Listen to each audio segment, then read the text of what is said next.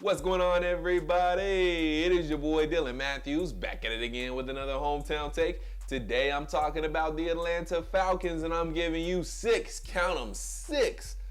potential players that I think could break out this year and have breakout years with the Atlanta Falcons. Some rookies, some veterans. We're going to get into it. But before we do that, make sure you guys like this video, comment your thoughts, subscribe to the channel, check out the links down below.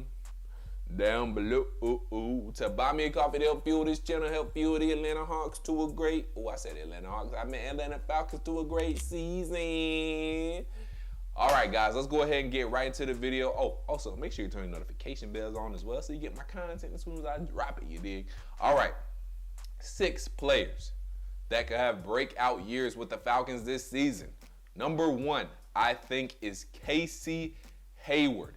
Casey Hayward showed last year with the Las Vegas Raiders that he still got a lot of juice in the tank, you feel me? He still got something to prove, and I think A.J. Terrell and Casey Hayward at the cornerbacks 1 and 2 spots could be a dynamic duo in the backfield. Now, how the rest of the backfield plays, not sure yet, but I think Richie Grant will get a lot more playing time. He'll be better. Got Jalen Hawkins back there as well, so we'll see. But I think Casey Hayward could have a breakout year this year. A lot of people are not going to throw A.J. Terrell's direction, so that's going to give a lot of opportunities to Casey Hayward as well. So we'll see, but I think Casey Hayward could have a breakout year this year. Also, watch out for Isaiah Oliver as well, because people might not throw to Casey Hayward or A.J. Terrell. Isaiah Oliver, before he got hurt last year, showed improvement being in that slot position. So him coming back off a torn ACL, I believe it was, I think he has a chance to be better, and he could, have a lot of opportunities at interceptions and pass deflections and whatnot. So Isaiah Oliver could be a dude too. So, we'll make it 7. I did that on the fly, you feel me? So we just add Isaiah Oliver to the mix. So we'll make him number 2. So moving on now to number 3. Gave you Casey Hayward, gave you Isaiah Oliver. Number 3, I think, is Lorenzo Carter. Lorenzo Carter, I gave you a video when I did Falcons News back then, like out of the last 4 or 5 games, I believe, is when he got all his stats. That's when he got his 4 sacks. That's when he got his 9 tackles or tackles for loss or whatever it was. Go watch that video for the exact numbers. But Lorenzo Carter came on the scene, or really started to go on a tear those last 4 or 5 games, whatever it was, for the New York Giants. So I think if he can build off that, carry that momentum into this season, I think he will do very well in this DMP system, and I think he'll do a good job being an outside linebacker, also rushing the quarterback. I think he'll mainly be rushing the quarterback, and I think he'll have a chance to be a real good playmaker, a real big playmaker. So Lorenzo Carter is another dude I think you guys should watch out for. To stick in the linebacking group, I'm going with one of the rooks, Troy Andersen. I think he'll have a really big year simply because he might have to.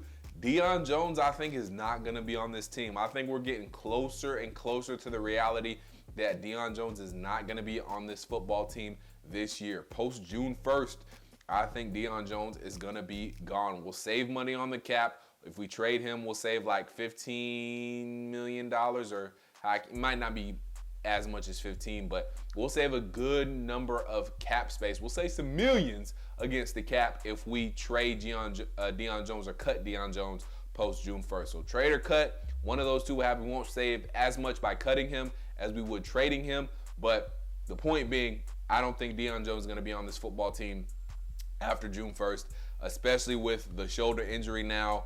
I think we'll still find somewhere for him to go, but I don't think Deion Jones is going to be on this football team. I think the writing is on the wall. So with Deion Jones out, I think Troy Andersen slides in.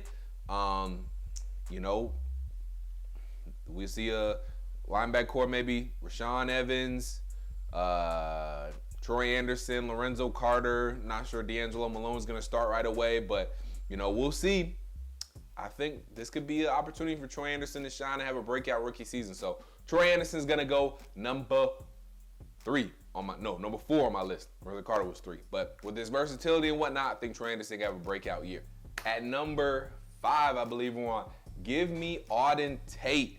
I think Auden Tate has a good chance to have a breakout year for the Falcons this year. Went through a lot of injury problems with the Bengals. Didn't get to see the field too much.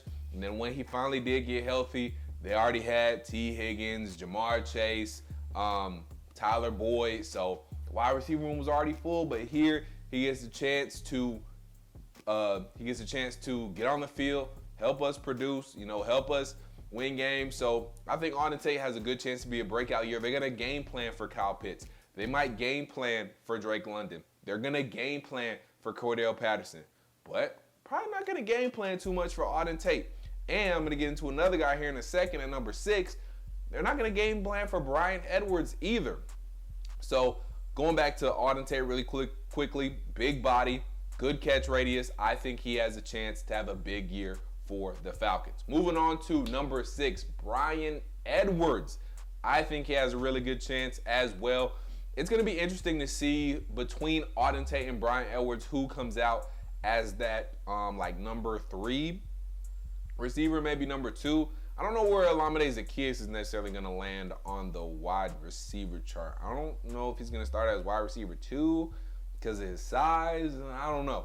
But anywho, it's going to be interesting to see how, who kind of wins that battle and who, becomes a little bit more, I don't want to say superior, but for lack of a better word, superior to one another. Who's going to come out on top? Is it Bryan Edwards or Auden Tate? Who's going to be more of a go-to? Is it going to be Edwards or is it going to be Tate? Darren Waller, star tight end for the Las Vegas Raiders, said the Falcons are getting a, diamond in the rough. We're getting a dog. We're getting a good receiver in Bryan Edwards. Darren Waller said that. So I like to hear that from Darren Waller because he be putting up numbers. Hopefully Bryan Edwards, who is still very young in his career, was drafted I think in 2020 or 2019, something like that, or maybe it was 2018. But still, either way it goes, he's early in his career and he still has a lot of a lot of gas left in the tank, I should say. So Bryan Edwards, Auden Tate, I think those are 2 guys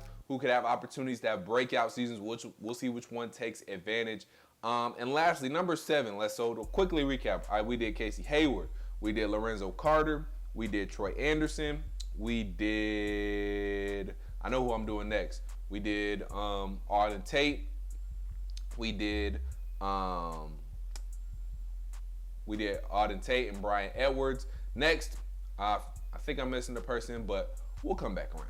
Anywho, next we're going to talk about Arnold Ebiketie, however you say it. I think it's Ebiketie.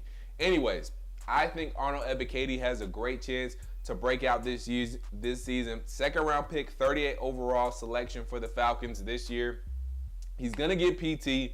He's probably the Falcons' best pass rusher already being on the team.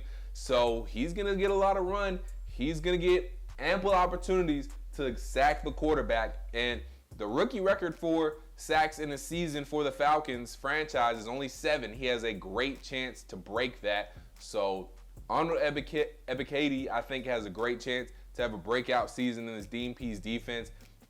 He seems like a dog, man. At that 1 year Penn State after transferring to Temple, he seems like a dog, and I've heard nothing but good things about Arnold Ebiketie. And a lot of people think the Falcons might have got a little diamond in the rough with Arnold Ebiketie. So I love to hear that. I think he has a very, very good chance at being a breakout player this year for the Falcons. So if he has anything more than honestly 7 sacks or above, for me is a very good season for Arnold Ebiketie. So that's it. Those are my breakout players. Let me know what you guys think in the comments down below. Make sure you like this video, comment your thoughts, subscribe to the channel. Check out the link down below. To buy me a coffee to help fuel this channel, help fuel the Atlanta Falcons to a great season. Make sure you turn on your notification bells as well so you get my content as soon as I drop it. You can be the first one to watch, first one to like, first one to comment, all that good stuff. So make sure your notification bells are turned on. But again, Casey Hayward, watch out for him. Lorenzo Carter, watch out for him. Arnold Ebiketie, watch out for him. Auden Tate, watch out for him. Bryan Edwards, Troy Andersen, watch out for them boys, because they can make some things shake this offseason. Also, Isaiah Oliver, that was the one I left out earlier.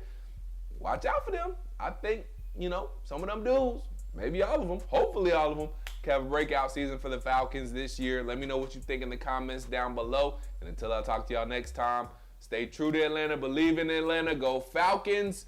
Peace.